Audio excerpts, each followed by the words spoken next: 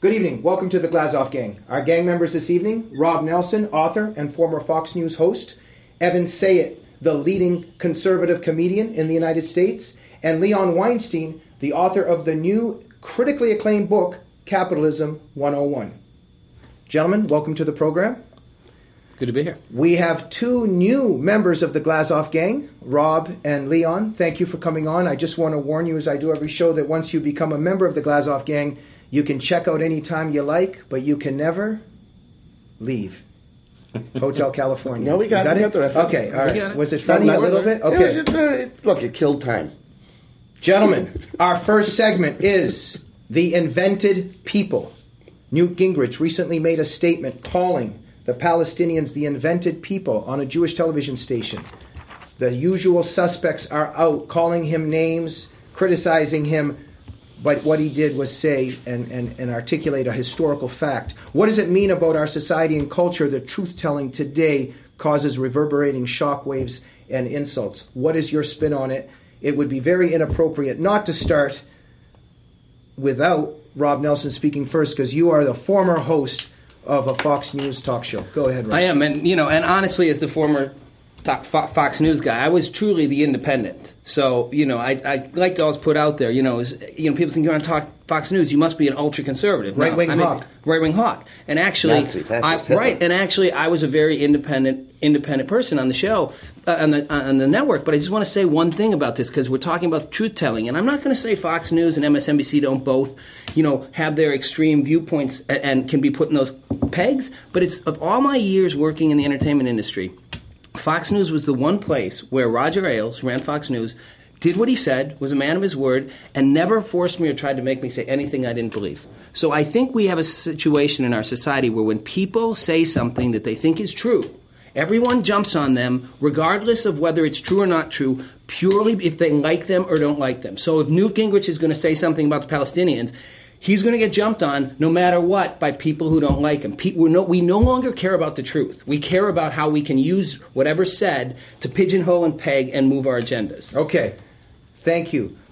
Evan, aside from that, but also please add, what do you think about the statement itself? All right, let me talk to Rob for a moment first, which is, I couldn't disagree more. First of all, I don't think there's any comparison between MSNBC, which is a radical left-wing, vicious propaganda organization. You're talking about people who literally edit footage to make candidates and people in public appear to say things that they didn't say, like they did with Rick Perry.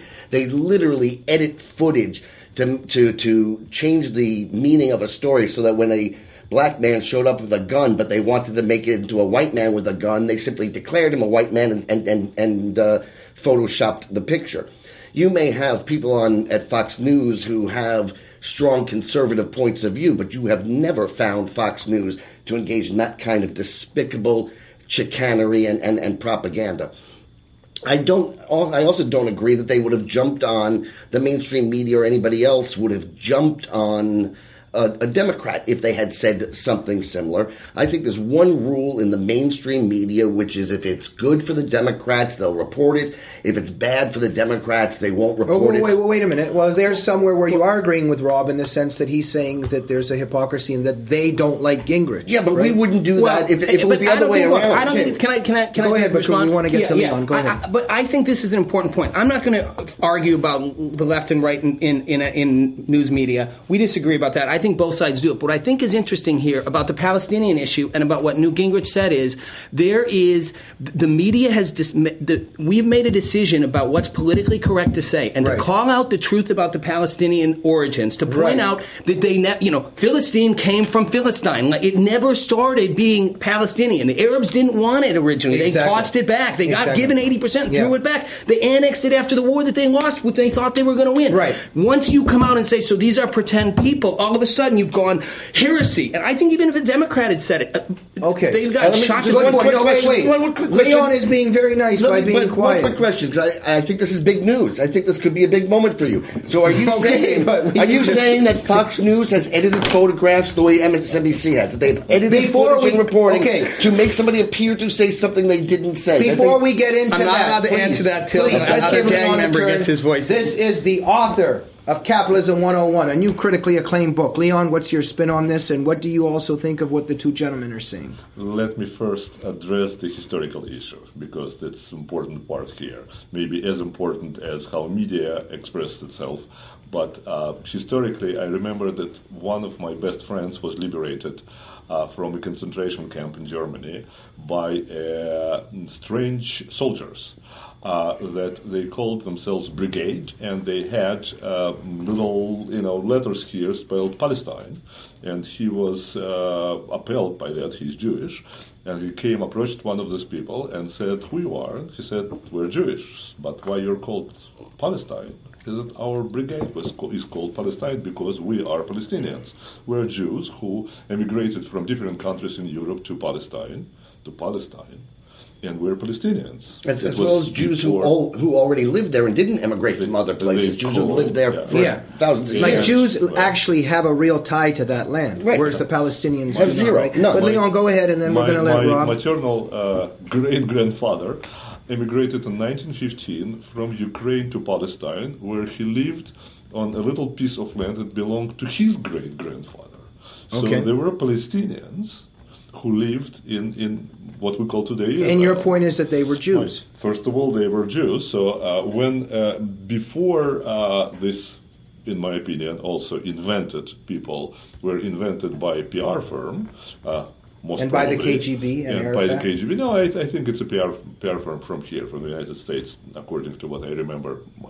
No, but I'm just saying the KGB also schooled Arafat, and there was a whole agenda. Right. But you're saying it's a Western thing. When you would call someone Palestinian in 1950s, it meant a Jew who lives on this territory. Okay, thank you, Leon. We need to move on now. You're giving the historical dimension very quickly.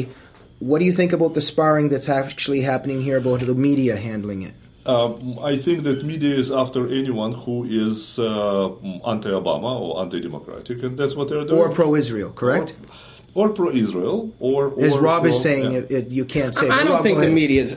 Look, I don't agree. I think part of the problem we have in our political system, and this goes whether it's about the Arab-Israeli debate or whether it's any issue in America, is people on the right insist that the left is biased and does everything wrong and never says anything truthful, and people on the left accuse the right of the same thing. But you're not saying that there's a moral equivalency. I'm saying both sides do it. It just and depends morally where you're coming from. They both do it in different ways. Now, I think there's a larger bias. I think there's a larger group on the left in the media, but not a larger bias. There's just a larger group. That said, come on, I think that said, there's a whole debate in America, and I don't know. We've gotten lost in this thing. I always say to people, when it comes to Israel has done a lot. Rob, Fox News is we're back to that. Okay, it doesn't slant the news the way that not the way that MSNBC and the leftist media. Bill O'Reilly slants. Well, if you want to argue that Bill O'Reilly slants things all the time, Bill O'Reilly said things that weren't even true. But wait a minute, Bill O'Reilly is usually playing the liberal on his shows half the time. Equivalent. I'm just saying. Okay, as someone who's on Fox News, and by the way, I just shouted out that I totally respect Fox News, and Roger Ailes was the one executive in this business who always did what he said.